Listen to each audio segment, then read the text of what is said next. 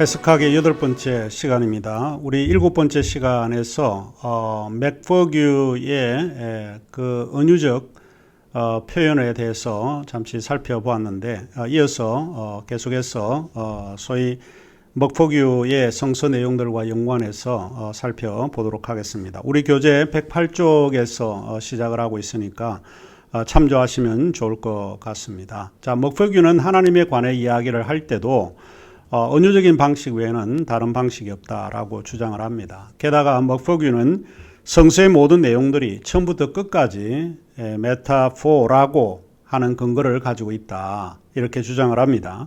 성경 텍스트 속에 숨겨져 있는 진실은 전적으로 은유입니다. 메타포 밖에는 다른 의미로 설명할 길이 없다라고 주장을 합니다. 예를 들면 여호와는 나의 목자시니라고 할 때 여호와라고 하는 것을 어떻게 본질적으로 표현할 수 있을까? 없다는 것입니다. 그러나 결국에는 목자라고 하는 은유를 통해서 여호와 하나님을 설명할 수밖에 없다라고 하는 것이고, 주는 산성이시요 반석이다.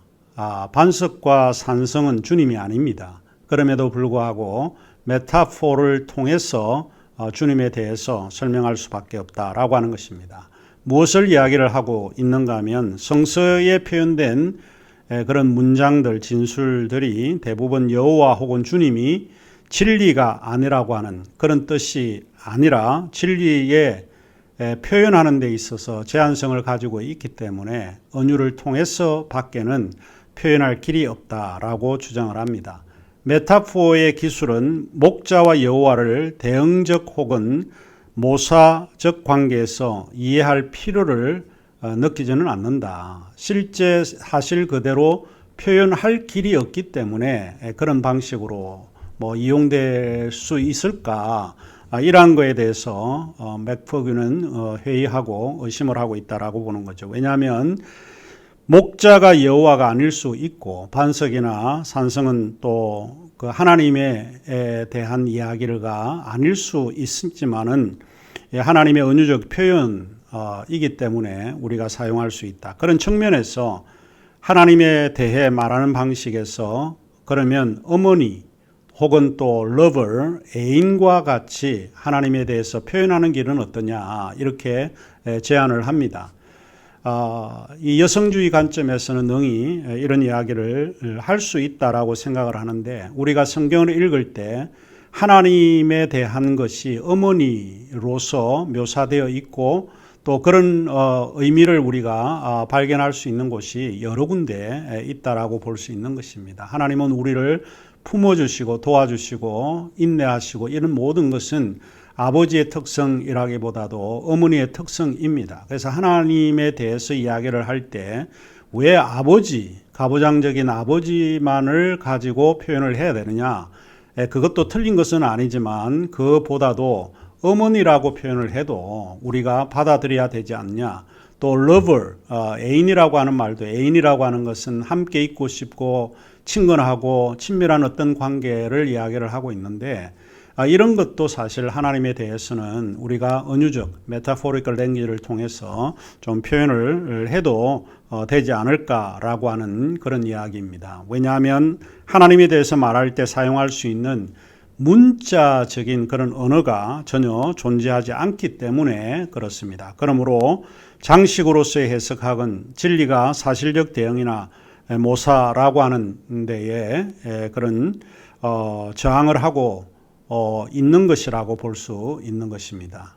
여기서 우리가 앞에서 두 가지 전통적 해석학을 공부를 했는데, 기술로서의 해석학, 사실적인 묘사에 강조를 두고 있는 해석의 방법이 전통적인 방법 중에 하나이고, 또 하나는 장식으로서의 해석학, 소위 사실적인 그 묘사가 불가능하다라고 주장을 했고, 또 그래서 우리가 사용할 수 있는 것은 메타포를 통해서만 사용할 수 있다라고 하는 것인데, 기독교 역사에서 이 두 가지가 극명하게 구분되었던 시기가 있습니다. 이런 그 전통적인 그런 해석학을 두 가지로 나누어져 있던 그런 성서 해석 학파들이 있는데, 하나는 알렉산드리아 학파이고 또 하나는 안디옥 학파입니다. 간단하게 이야기를 하자면 알렉산드리아 학파는 철학적인 전통을 받아들이는 학파로서 문자 너머의 의미가 더 중요하다고 강조를 했고, 안디옥 학파는 문자가 중요했다라고 봅니다. 글을 써진 그 글자의 역사성, 정확한 의미 이런 거에 대해서 좀 치중을 했던 성서 해석이라고 볼 수 있습니다. 성서 해석은 매우 특수한 해석학의 장르에 속해 있습니다. 자, 요 알렉산드리아 학파와 안디옥 학파에 대한 이야기는 우리 교재 113쪽에 언급이 되어 있습니다. 자, 성서의 장르는 세부적으로 하나가 아닙니다. 획일적이거나 그러지는 않고 다양하다라고 말할 수 있는데, 그런데 문제는 우선 텍스트가 성경이라는 되어 있다라고 하는 이야기입니다. 성경이라고 하는 것은 일반적인 그 문학이라든지 역사책과 다르게 우리가 취급을 하고 있기 때문에 그렇습니다. 성경이라고 하는 것은 총 우리가 책의 합을 보면 66권으로 구성된 한 권의 책입니다. 이 구성된 한 권의 책은 시대의 문화라든지 언어를 가진 성서의 기자들이 성령의 감동에 의해서 구성한 그런 책으로 받아들이고 있습니다. 신앙적으로 표현을 하자면 성경의 저자는 인간이 아니라 성령이 되십니다. 성령의 감동은 인간의 감동과는 크게 다르다라고 볼 수 있는데, 이것은 저자들이 자신의 의도와는 별도로 성령의 도우심으로 문자화하였다라는 의미가 내포되어 있기 때문에 그렇습니다. 기독교인은 대부분 성령의 역사가 중요하다고 주장을 하고 있고, 또 일반적으로 성경은 무오하다라고 믿고 있는 이유가 여기에 있습니다. 이는 성경의 텍스트가 일반 고전 문학과 차이를 놓으려는 이유가 아닌가 싶습니다. 성경을 떠나서는 아무런 의미를 느끼지 못하는 것이 우리가 생각하는 기독교 신앙의 입장이다라고 볼 수 있습니다. 자, 그러면 우리가 115쪽으로 조금 넘어가서 이 두 학파에 대한 논쟁을 잠시 살펴보는 것이 좋을 것 같습니다. 이 두 학파 간의 명백한 논쟁은 성서 연구에서 두드러지게 나타났다라고 해도 틀린 말은 아닙니다. 사람들의 생각 속에는 이 두 가지 해석학이 상당히 중요한 것이라고 여기고 있는데, 구체적으로 표현을 하자면 이 두 학파의 성서 해석의 그런 문제는 문자적이냐 아니면 알레고리이냐라고 하는 해석의 갈등이라고 볼 수 있습니다. 알레고리한 해석을 주장했던 사람들이 알렉산드리아 학파이고, 그 다음에 문자적인 것을 강조한 그런 학파가 안디옥 학파라고 볼 수 있습니다. 여기서 우리는 텍스트가 알레고리인지 아니면 알레고리가 아닌지라고 하는 것을 구분할 필요가 있는데, 알레고리로서의 텍스트와 소위 이제 알레고리적 해석, 이는 매우 다른 뉘앙스를 갖고 있기 때문에 그렇습니다. 이제 그런 이유에서 유대교와 초기 기독교에서 발견된 성서 해석은 이런 점에서 아주 중대한 의미를 지닌다고 보입니다. 자, 우선 우리는 알렉산드리아 학파의 주장을 살펴볼 필요가 있습니다. 교재 115쪽 중간 부분에 알렉산드리아 학파에 관해서 언급을 했습니다. 알렉산드리아 학파는 기록된 글자 그대로 보지 않고 글자 너머에 있는 의미에 유의해야 한다라고 주장을 했습니다. 그들의 해석의 원리는 바로 문자에 있지 않고 문자 너머의 다른 의미를 발견하고 찾아가는 그런 데 집중해 있다라고 볼 수 있습니다. 알렉산드리아의 기독교 학교가 설립이 되었는데, 이것은 교리문답 학교로 시작이 되었다고 합니다. 이 학교의 초대 교장으로 스토아 학파인 판타이누스가 이 문답 교리의 학파의 교장이었고, 그 위에 여러분이 잘 알고 있는 클레멘트라고 하는 사람이 여기에 2대 교장으로서 활동을 해서 알렉산드리아 학파가 상당히 이제 유명해졌다라고 볼 수 있습니다. 이어서 이제 뭐 오리겐과 같은 이런 류의 교부 신학자들이 그 뒤를 이어서 이 학교의 맥을 유지했다고 합니다. 알렉산드리아 학파는 기독교를 철학과 화해시키고 그것을 가장 궁극적인 목표라고 삼았던 것 같습니다. 지식을 신앙과 조화를 시도한 그런 점에서 매우 중요한 해석의 근거를 내어놓았다라고 볼 수 있습니다.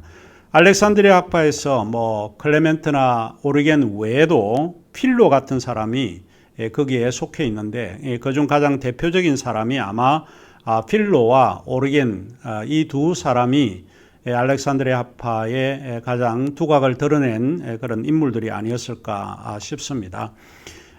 필로는 원래 스토아 학파의 영향을 받은 인물인데 알레고리컬 해석을 가장 중요한 그런 성서 해석의 원리로 사용했던 인물이기도 합니다.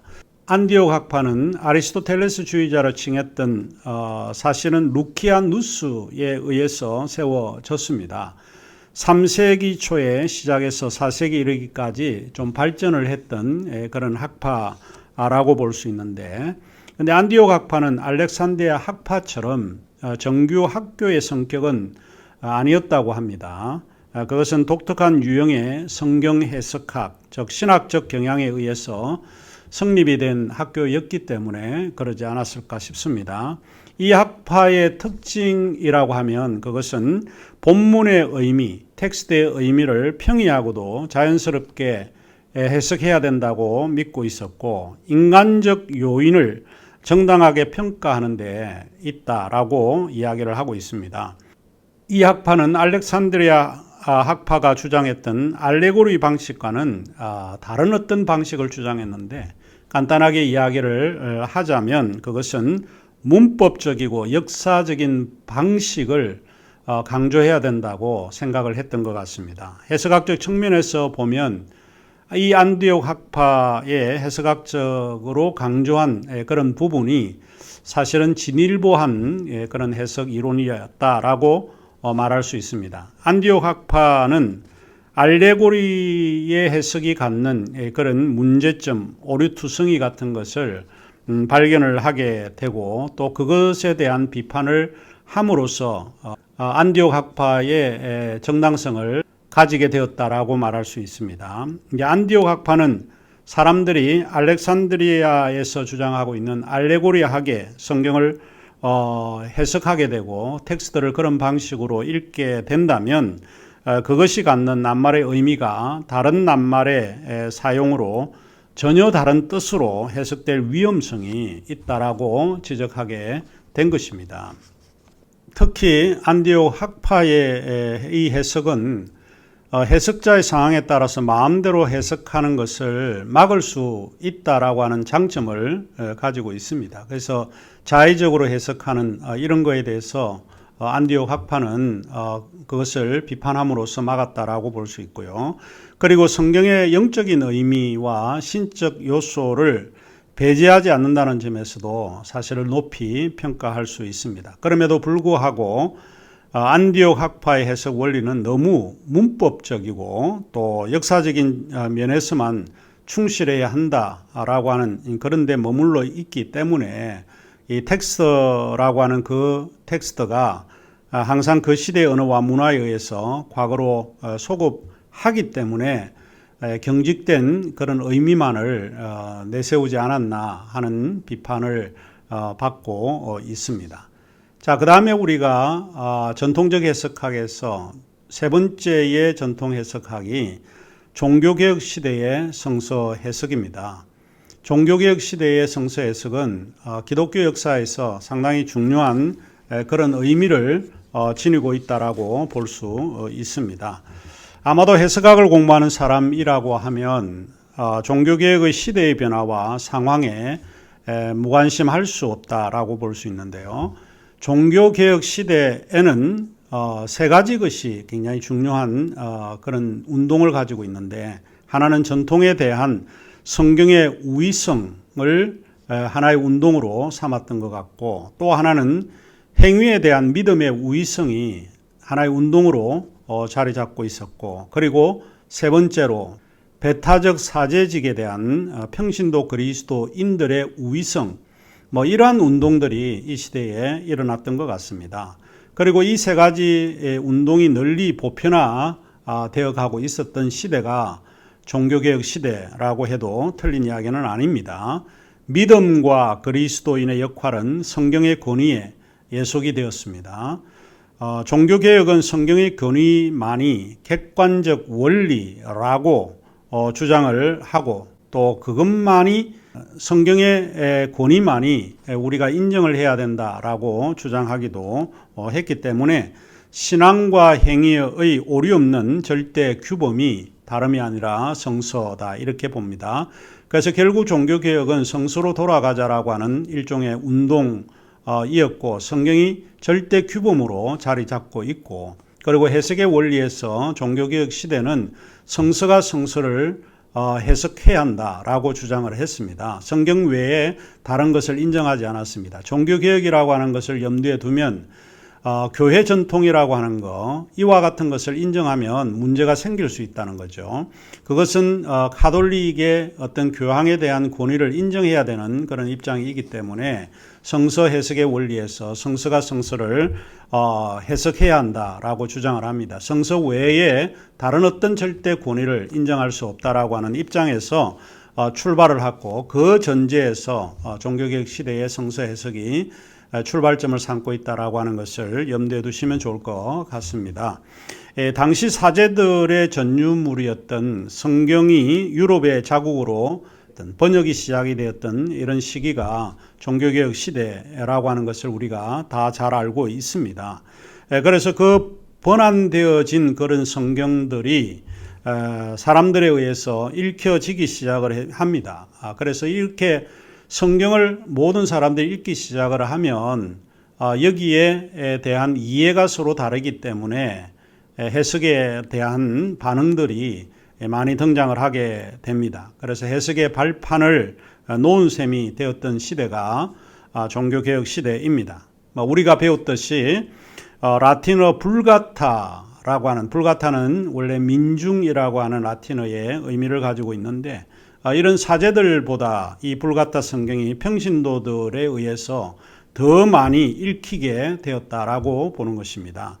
당시 기록에 의하면 종교개혁 이전 15세기 동안에 필사했던 것보다 1년 안에 프린트했던 것이 더 많았다 할 정도입니다. 그래서 인쇄술이 발달했던 르네상스와 맞물리면서 성경이 많이 보급이 되었다라고 볼 수 있습니다.